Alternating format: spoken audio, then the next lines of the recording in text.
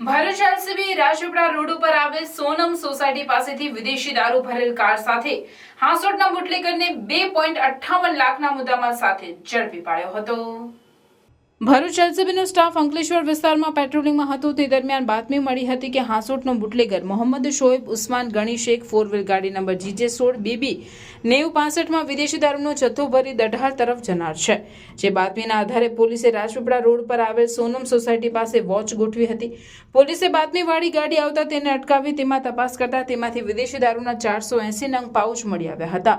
પોલીસે 48,000નો દારૂ અને એક ફોન તેમજ ગાડી મળી કુલ 2.58 લાખનો મુદ્દામાલ કબજે કરી હાંસોટના ખીડકી ફળિયામાં રહેતો મોહમ્મદ શોએબ શેખને ઝડપી પાડી તેની પૂછપરછ કરતા વિદેશી દારૂનો જથ્થો કાગદીવાડમાં રહેતો શાહરૂખ પઠાણ પાસેથી લઈ દઢાલ ગામની સુશીલાબેન નામની મહિલાને આપવા જતો હોવાની કબૂલાત કરી હતી।